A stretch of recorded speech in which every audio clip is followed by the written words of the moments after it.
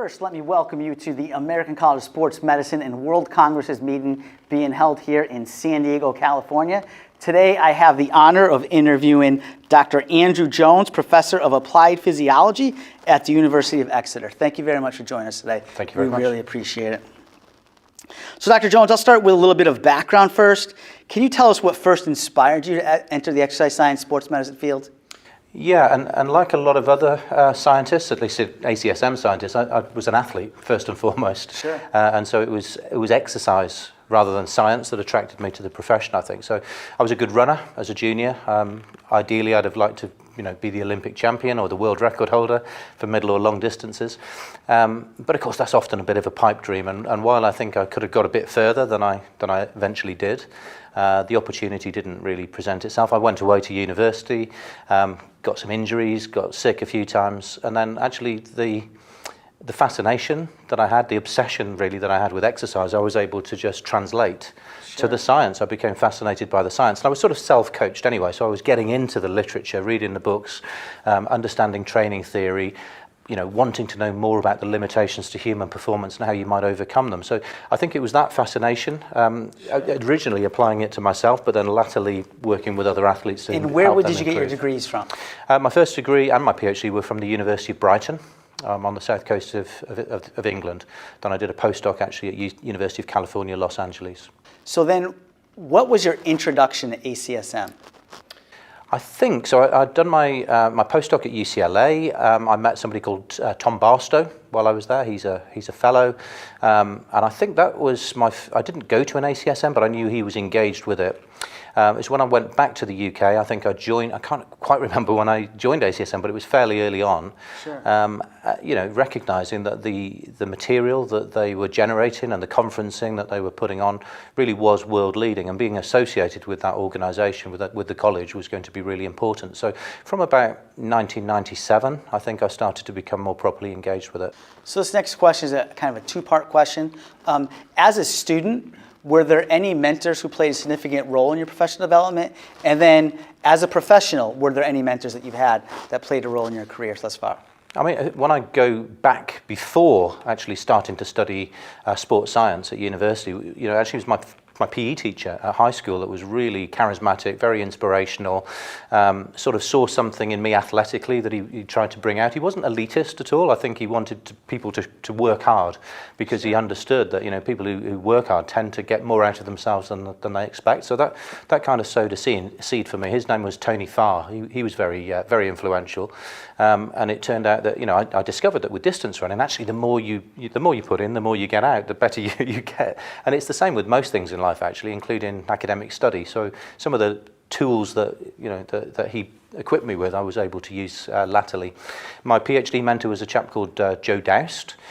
Tom Barstow, I've already mentioned, he was great. It was Carl Wasserman who invented the anaerobic threshold concept, who gave me the opportunity to do postdoc work with him at UCLA, and that was fabulous as well.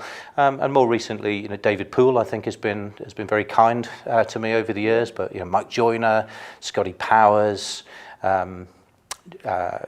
Jerome Dempsey, George Brooks, a lot of the godfathers who are actually here. What a great list of names. This time, and they're still showing up at ACMs. That's the incredible thing, and people still hold them in very high regard, as they should. Yes. So you became a fellow in 2001, just over 20 years ago. Can you tell us a little bit about your journey into becoming a fellow, and then how that may have helped you thus far in your career? Well, it's so long ago that I can barely remember, but I knew it was something to aspire to, for sure. And when you've been a member for a little while, and you start to, you like to look at what are the criteria to become a fellow, because the people that you're interacting with, some of them are fellows and some of them aren't, and you want to, to kind of join those that are already fellows. So it's a case of finding out what are the requirements, and it's things like what's your reputation? Have you published sufficient papers in good journals? Do you support MSSE? Do you come to the Congress when you can? To the annual meeting. It's obviously a bit more difficult to do when you live overseas, but I did try to support the college in that way. I think I'd already started to become an associate editor for MSSE around that same time, so it just became the natural thing to do, and I think it is helpful. It does give you that extra recognition. but more, you don't do it for the recognition. You do it also because you want to contribute to the work of the college as well. And if it's a mission that college has that you believe in, then the two things are actually quite harmonious. Sure. The next question kind of has two parts. How has it been for you to navigate an international career? And then, what advice might you have for a young professional from an international background looking to do similar work with the American College of Sports Medicine? Yeah, that's quite a hard one to answer, actually, because, of course, although I'm international to you, I'm not to myself. So, Sure. you kind of pursue your own interest within your own country. And I'm also a member of the British Association of Sport and Sure. Exercise Sciences. But I imagine European it takes College. great effort to come over to the American College of Sports Medicine meetings every year. You have to show some commitment to Sure. that. Yeah, I mean, because it's not inexpensive. It's a transatlantic flight, and The time difference. yeah, all of that stuff. Yeah, but on the other hand, typically the meeting is in attractive cities all across the Yes. states. It moves around a fair bit. So one of the things I really enjoy about my job is the opportunity to travel and to see the world, not just the US, but other parts of the globe as well. That's a real that's really important, I think. So yeah, you have to make that commitment, and I guess I wouldn't have kept doing it for as long as I have unless I was receiving something from it. And I thoroughly enjoy, in terms of the material that you hear presented, new Sure. stuff, revision of old stuff, the opportunity to meet colleagues, older, more established ones, or, Sure. or younger, less. It doesn't matter. I think it's a real good, friendly community.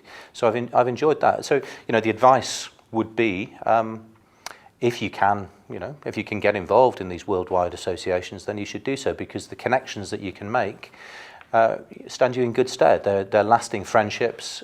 People will support you in your career. They'll allow you to collaborate. They'll share data with you. All of that stuff. It's invaluable, really. And I think the educational opportunities or the pathways that ACSM has. There's so much you can learn. There's such a big resource. Sort of physical resource, but also human resource that you can tap into. So tomorrow evening, I believe you're going to be honored with the Citation Award. Mm-hmm. Congratulations on an amazing honor. Thank you. What does that feel like? What does it mean to you to be recognized in that manner? It's amazing, yeah. Because when I look back, there's that roster, isn't there? There's that list of these incredible names, and you think, really, do I deserve to be on there? And actually, when you look at it objectively, you realise that you do, because you've ticked all the right boxes. But it's great, and I think when you're in the career, you don't quite realise where you've got to. You still feel like you're chasing and aspiring and wanting to get better, and I guess hopefully it will always be like that. And you don't actually note the level that you've got to, and it's only when you get that recognition from others that you allow yourself, I suppose, the opportunity to give yourself a little pat on the back. So what accomplishments would you say thus far in your career that you seem to be most proud of? And in particular, what about becoming the editor-in-chief of MSSC? How does that fit in? That's a very big deal, absolutely. When I look at the list of editors-in-chief, that came before me, Sure. It's unbelievable. It's a who's who, really, of not just ACSM, but of world sport and exercise science, sports medicine people. So I was, when that opportunity came up to take over the reins from Bruce Gladden, it was an extremely attractive thing. I'm sure it was a very high standard of competition. I certainly wasn't counting my chickens that I'd get the job. Sure. I'd been an associate editor for 16 or 17 years prior to that, and I'd been editor-in-chief of a different journal, so I guess I was fairly well qualified. But to actually get the opportunity has been fantastic, and I've been doing that job for about 6 months now and thoroughly enjoying it. How's it been so far? It's been good. It's been really good. The support from the publisher, from WK, has been fantastic. The associate editors are great. Bruce is still there in the background, offering advice if I need it. It's been fun, and I've ambitions for where we go next with the journal. It's in a way, it's I'm stepping into big shoes, and there's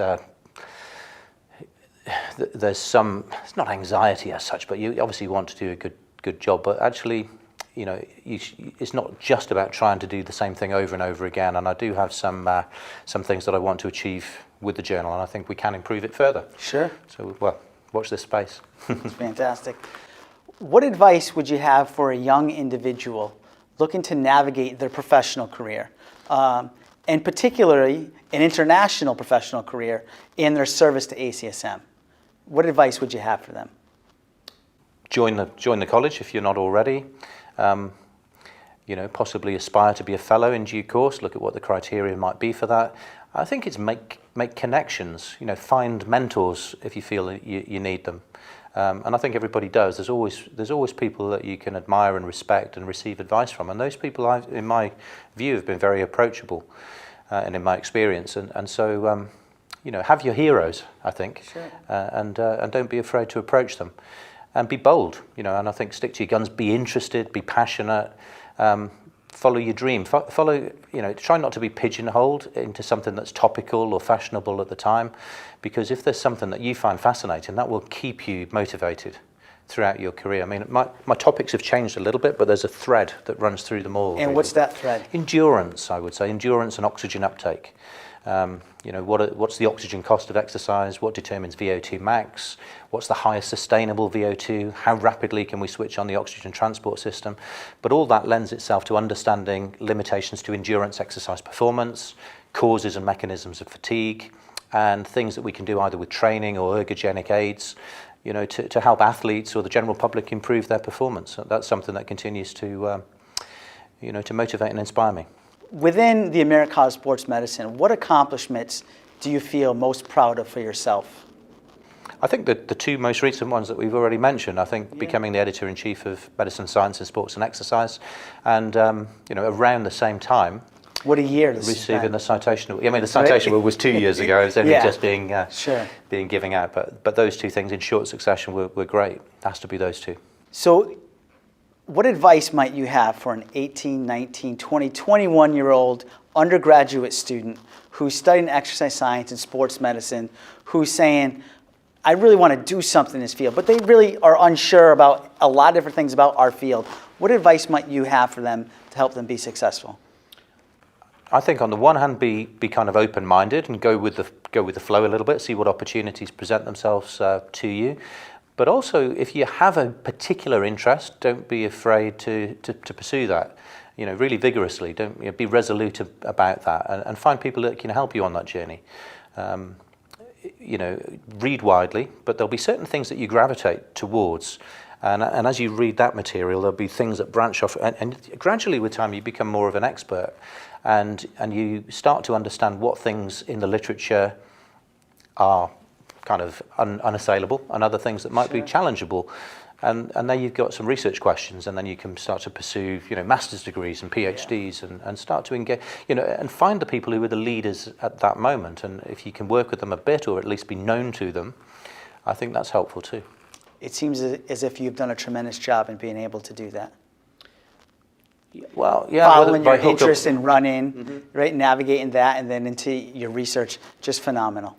Well, and that makes it easy, I think, because it's all very symbiotic, Sure. And again, for me, while I still really enjoy research. When I get a paper published, it's just like the very first time. It becomes kind of addictive.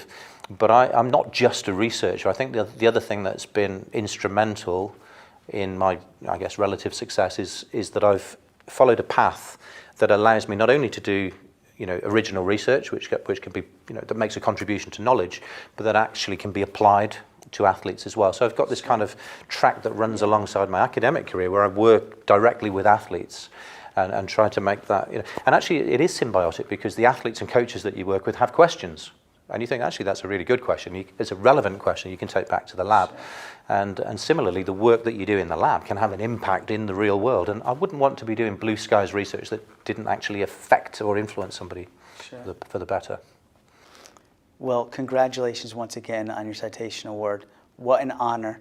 And thank you very much for spending some time today to sit down and talk with us as we film our Distinguished Leaders series. Thank you very much, My pleasure. Andy. Thank you. Appreciate that. Cheers.